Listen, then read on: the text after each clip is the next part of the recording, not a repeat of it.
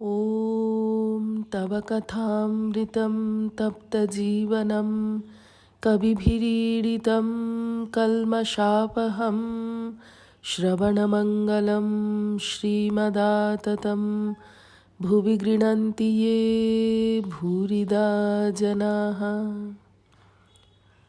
শ্রীরামকৃষ্ণের অধরের বাড়ি আগমন ও ভক্ত সঙ্গে কীর্তনানন্দ 1884 1 অক্টোবর।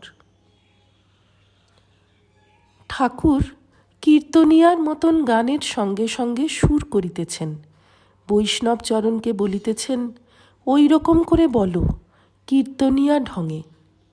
বৈষ্ণব চরণ আবার গাইলেন, শ্রী দুর্গা নাম জপ সদা রসনা আমার, দুর্গমে শ্রী দুর্গা বিনে কে করে নিস্তার।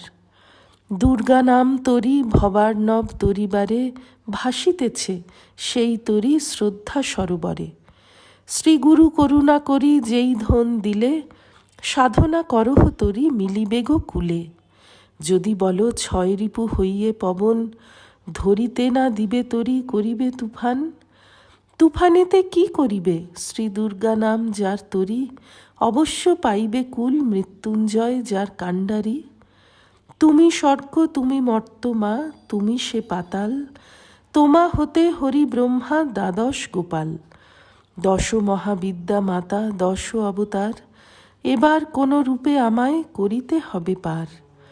চল অচল তুমি মা, তুমি সূক্ষ্ম স্থূল, সৃষ্টি স্থিতি প্রলয় তুমি মা, তুমি বিশ্বমূল। ত্রিলোক জননী তুমি, ত্রিলোক তারিণী, সকলের শক্তি তুমি মা, তোমার শক্তি তুমি। ঠাকুর গায়কের সঙ্গে পুনঃ পুনঃ গাহিতে লাগিলেন, চল অচল তুমি মা, তুমি সূক্ষ্ম স্থূল, সৃষ্টি স্থিতি প্রলয় তুমি মা, তুমি বিশ্বমূল। ত্রিলোক জননী তুমি, ত্রিলোক তারিণী, সকলের শক্তি তুমি মা, তোমার শক্তি তুমি। কীর্তনিয়া আবার আরম্ভ করিলেন, বায়ু অন্ধকার আদি শূন্য আর আকাশ, রূপ দিক দিগন্তর তোমা হতে প্রকাশ। ব্রহ্মা বিষ্ণু আদি করি যতে কমরে, তব শক্তি প্রকাশিছে সকল শরীরে। ইড়া পিঙ্গলা সুষুম্না বজ্রা চিত্রিণীতে, ক্রমযোগে আছে জেগে সহস্রা হইতে।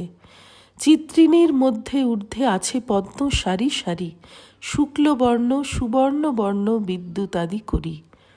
2 পদ্ম প্রস্ফুটিত, 1 পদ্ম কোড়া, অধমুখে ঊর্ধ্বমুখে আছে 2 পদ্ম জোড়া।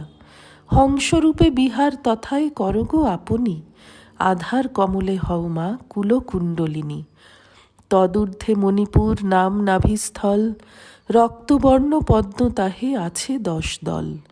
সেই পদ্মে তব শক্তি অনল আছয়, সে অনল নিবৃত্তি হলে সকলই নিভায়। হৃদি পদ্মে আছে মানস সরোবর, অনাহত পদ্ম ভাসে তাহার উপর। সুবর্ণ বর্ণ 12 দল তথায় শিববান, যেই পদ্মে তব শক্তি জি বা রান। তদূর্ধ্বে কণ্ঠদেশ ধূম্রবর্ণ পদ্ম, 16 দল নাম তাঁর পদ্ম বিশুদ্ধাক্ষ। সেই পদ্মে তব শক্তি আছয়ে আকাশ, সে আকাশ রুদ্ধ হলে সকলই আকাশ।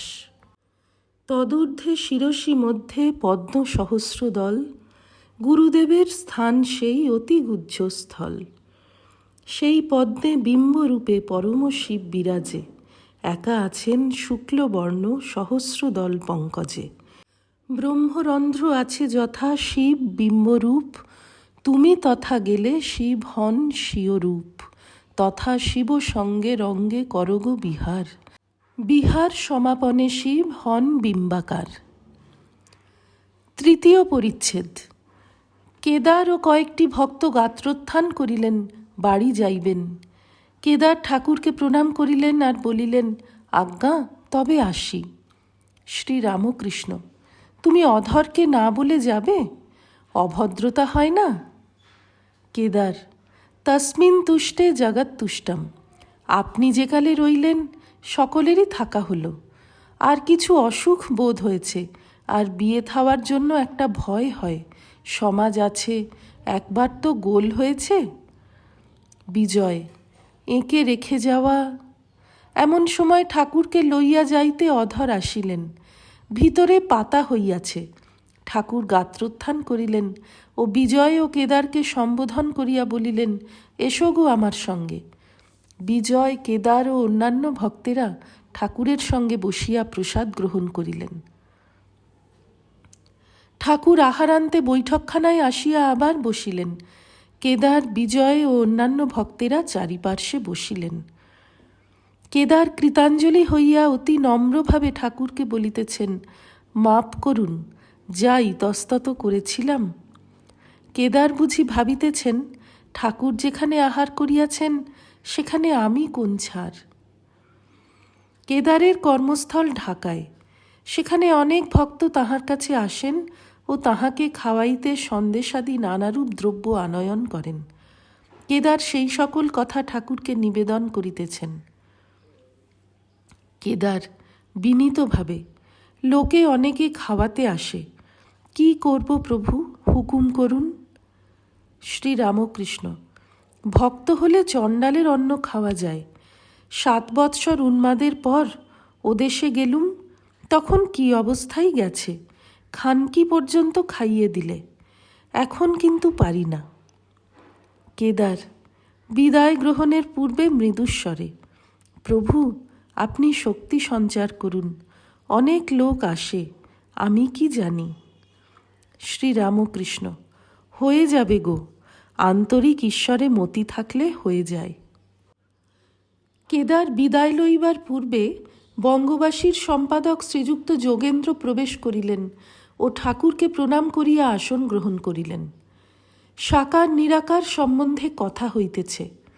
শ্রীরামকৃষ্ণ, তিনি সাকার, নিরাকার, আবার কত কি তা আমরা জানি না, শুধু নিরাকার বললে কেমন করে হবে।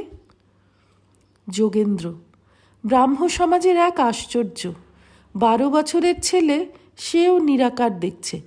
আদি সমাজে সাকারের অত আপত্তি নাই, ওরা পূজাতে ভদ্রলোকের বাড়িতে আসতে পারে। শ্রীরামকৃষ্ণ সহাস্যে, ইনি বেশ বলেছেন, সেও নিরাকার দেখছে। অধর, শিবনাথবাবু সাকার মানেন না। বিজয়, সেটা তাঁর বুঝবার ভুল। ইনি যেমন বলেন, বহুরূপী কখনো এ রং কখনো সে রং, যে গাছতলায় বসে থাকে সেই ঠিক জানতে পারে। আমি ধ্যান করতে করতে দেখতে পেলাম চালচিত্র, কত দেবতা, তাঁরা কত কি বললেন। আমি বললুম, তাঁর কাছে যাব তবে বুঝব। শ্রীরামকৃষ্ণ, তোমার ঠিক দেখা হয়েছে। কেদার, ভক্তের জন্য সাকার, প্রেমে ভক্ত সাকার দেখে। ধ্রুব যখন ঠাকুরকে দর্শন করলেন, বলেছিলেন, কুণ্ডল কেন দুলছে না? ঠাকুর বললেন, তুমি দোলালেই দোলে। শ্রীরামকৃষ্ণ, সব মানতে হয় গো, নিরাকার সাকার সব মানতে হয়। কালীঘরে ধ্যান করতে করতে দেখলুম রমণী খানকি। বললুম, মা তুই এই রূপেও আছিস? তাই বলছি, সব মানতে হয়। তিনি কখন কী রূপে দেখা দেন, সামনে আসেন, বলা যায় না। এই বলিয়া ঠাকুর গান ধরিলেন, এসেছেন এক ভাবের ফকির। বিজয়, তিনি অনন্ত শক্তি, আর এক রূপে দেখা দিতে পারেন না? কি আশ্চর্য, সব রেণুর রেণু, এরা সব কিনা এইসব ঠিক করতে যায়। শ্রীরামকৃষ্ণ, একটু গীতা, একটু ভাগবত, একটু বেদান্ত পড়ে লোকে মনে করে আমি সব বুঝে ফেলেছি। চিনির পাহাড়ে একটা পিঁপড়ে গিয়েছিল, একদানা চিনি খেয়ে তার পেট ভরে গেল, আর একদানা মুখে করে বাসায় নিয়ে যাচ্ছে। যাবার সময় ভাবছে, এবারে এসে পাহাড়টা সব নিয়ে যাব। সকলের হাস্য। ওম নিরঞ্জনম নিত্যমনন্তরূপং ভক্তানুকম্পাধৃতবিগ্রহং বৈ ঈশাবতারং পরমেশমিড্যং তং রামকৃষ্ণং শিরসা নমামঃ। শ্রীরামকৃষ্ণার্পণমস্তু।